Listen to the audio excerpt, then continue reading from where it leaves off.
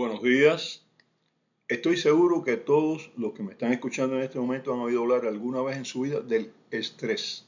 Y estoy seguro también que algunos piensan que el estrés es un fenómeno perjudicial porque han visto que el estrés se relaciona con enfermedades cardiovasculares, con hipertensión, con toda una serie de problemas de salud y dicen, bueno, pues el estrés es malo, pero no es exactamente así. La palabra estrés deriva de una palabra latina, stringere, que quiere decir apretar, comprimir, y que en el idioma inglés se tomó como estrés, que es donde surge esta palabra. Estrés es una palabra adaptada del inglés al español y el inglés lo tomó de stringere, que es una palabra latina. En física, estrés significa fatiga de material en inglés, ¿no? Y es la presión que ejerce un cuerpo sobre otro y que puede destrozar al que más presión recibe, o sea, al más débil. Y esto en el estrés de las personas es así también, ¿no?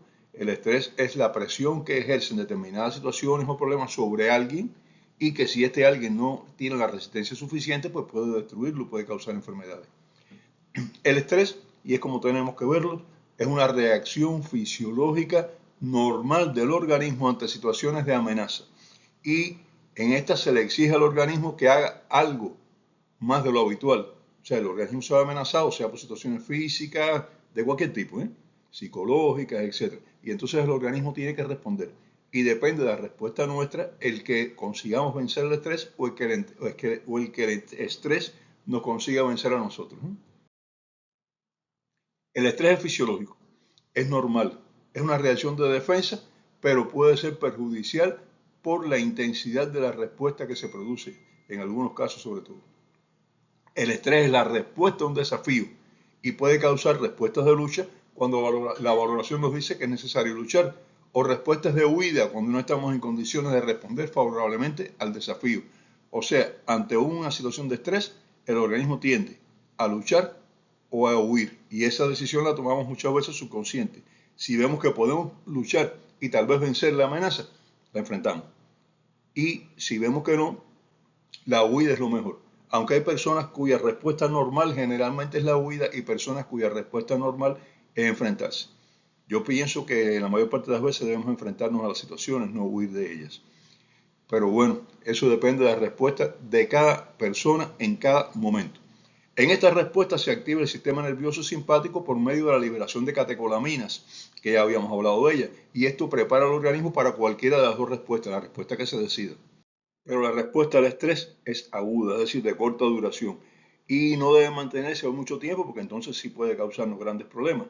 Entonces, cuando ya estamos un poco estresados, que ya estamos respondiendo, se activa el sistema parasimpático en vez del simpático, que es el que estaba activo hasta este momento, y vuelve el organismo a la normalidad, o sea, recupera la homeostasis. El estrés mantenido o mal manejado puede tener consecuencias negativas. Y ahí es cuando el estrés hace daño, cuando es un estrés mantenido, siempre está sobre nosotros, o cuando está mal manejado por el organismo. El estrés puede ser positivo, se le conoce como eustrés. Eu, porque eu es normal, estrés normal. Es el proceso de adaptación a circunstancias que exigen ser manejadas con esfuerzo, con conocimiento, con pasión, de forma inteligente y equilibrada. Que no he estado sometido alguna vez a una situación de esta de tensión que teníamos que hacer algo hábil para salir de ella. Creo que todos hemos estado en esta situación. Este proceso se mantiene el tiempo necesario para resolver el desafío a que nos enfrentamos. Se activa el sistema parasimpático después para recuperar el equilibrio. O sea, tenemos un tiempo, en este tiempo es el tiempo que tenemos que reaccionar, que tenemos que decidir lo que vamos a hacer, muchas veces subconscientemente. Y después, bueno, pues se activa el sistema parasimpático. El eustrés es beneficioso, no es perjudicial. Resuelve situaciones complejas o peligrosas. Prepara el organismo para la lucha o para la huida. Defendernos o huir del peligro. La respuesta de estrés nos prepara para ambas opciones, física y emocionalmente.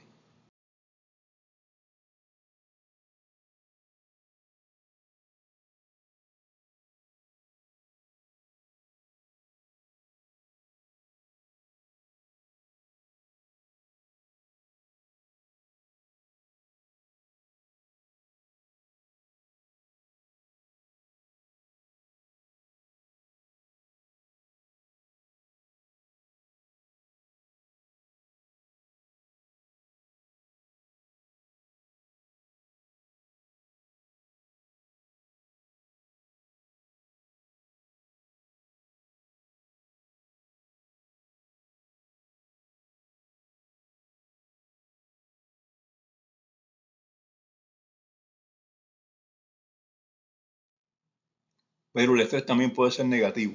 Es lo que se conoce como distrés, cuando la respuesta del organismo supera los límites de la homeostasis, causando más ansiedad. O sea, se va por encima del equilibrio normal, modifica nuestro equilibrio normal, destruye muchas funciones del organismo, o sea, las lesiona, las altera. Y entonces aparece todo esto: ansiedad, fatiga, irritabilidad, ira, y esto provoca mayor gasto de energía y nos agota.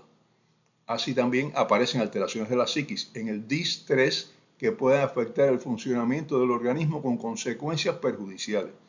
La irritabilidad e ira pueden afectar las relaciones laborales o interpersonales, empeorando el equilibrio físico y emocional del afectado. Cuando estamos distresados, no estresados, distresados, o sea, ya el distrés nos ha llevado más allá del equilibrio normal del organismo, pues podemos tener enfrentamientos por cualquier cosa simple, ¿no? Y entonces en la casa nos irritamos con la familia, con los amigos, con los compañeros de trabajo.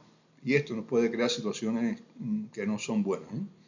La respuesta del estrés incluye alteraciones del funcionamiento del organismo, que ya las expliqué cuando hablábamos de noradrenalina, pero que voy a resumir algunas de ellas.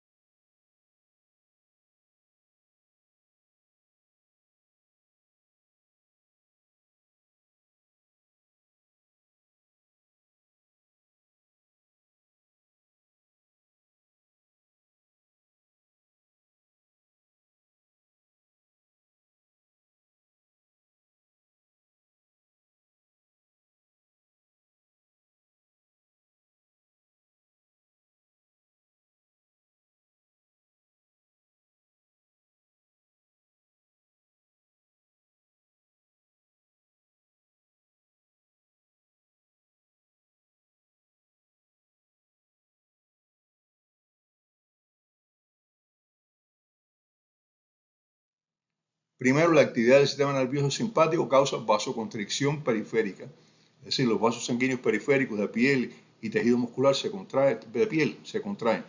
Aumento de la frecuencia cardíaca, es decir, taquicardia, aumento de la actividad cardíaca, aumento de la respiración, que es taquipnea, midriasis, dilatación de la pupila, y la motilidad intestinal disminuye.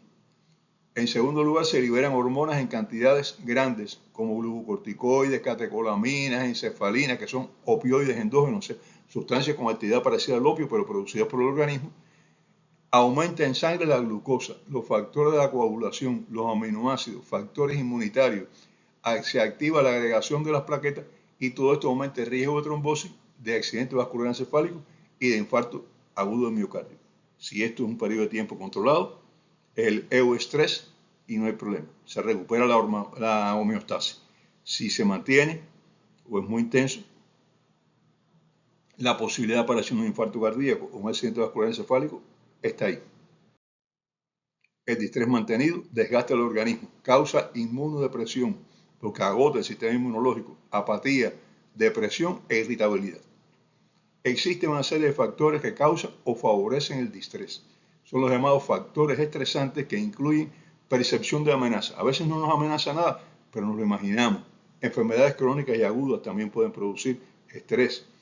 Adicciones, alcohol, droga, aislamiento, cuando estamos aislados, nos separamos, confinamiento. Yo pasé un confinamiento que no voy a hablar de él, pero que me fue bastante, bueno, si no lo tomo con calma, me hubiera sido bastante estresante. Fue un poquito estresante.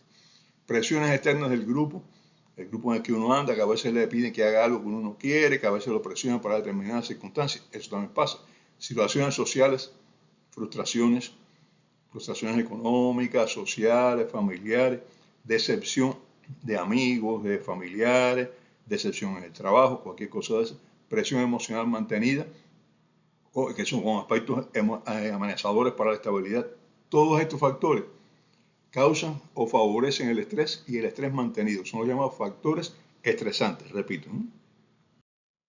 Los estresantes o estresores, que también se les llama, pueden tener múltiples orígenes y pueden ser únicos o coincidir varios de ellos.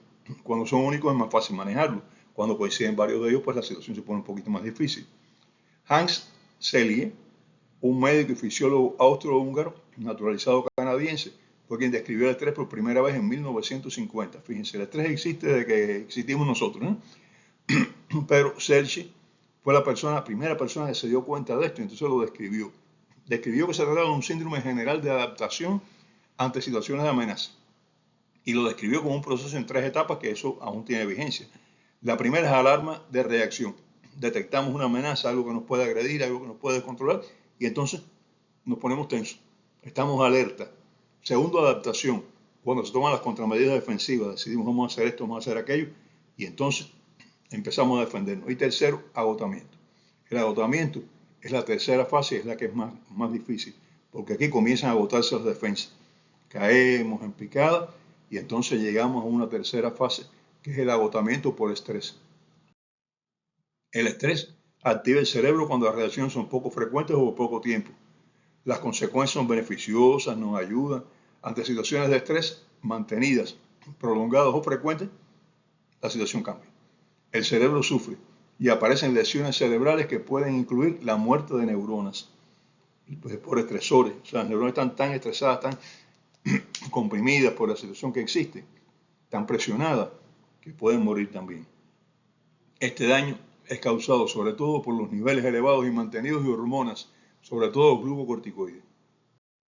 Las lesiones cerebrales incluyen atrofia de la dendrita, neurotoxicidad que puede causar muerte neuronal y exacerbación de situaciones de daño neuronal como son lesiones isquémicas, el accidente vascular encefálico. Todo esto causa daño cerebral permanente. O sea, después de una situación de estrés muy intensa o muy mantenida, la persona puede sufrir daños irreparables del sistema nervioso central, del cerebro sobre todo. El estrés, como ven, es una situación de reacción fisiológica de defensa y beneficiosa para el organismo, pero puede ser perjudicial cuando es mantenido o frecuente. Puede causar lesiones permanentes y afectar las relaciones sociales, familiares e interpersonales. Es bueno para responder rápido. Es malo cuando se mantiene mucho tiempo. Y cuando hay muchas situaciones estresoras, muchas situaciones que inciden sobre la persona cambia su carácter. Ahí aparece, ustedes verán que en situaciones sociales de mucha tensión aparecen los robos, los homicidios, las violaciones, toda una serie de conductas sociales desorganizadas, que es una forma de liberar el estrés de las personas que no soportan más, ¿no? Y eso se debe a alteraciones psicológicas que afectan la buena, conducta social y que lleva a situaciones delictivas. Por eso todos los países que tienen situaciones estresantes, se favorece la violencia en ellos. Y bueno, por hoy terminamos. En el siguiente programa vamos a hablar de diferentes tipos de estrés. Los espero para entonces. Hasta el próximo.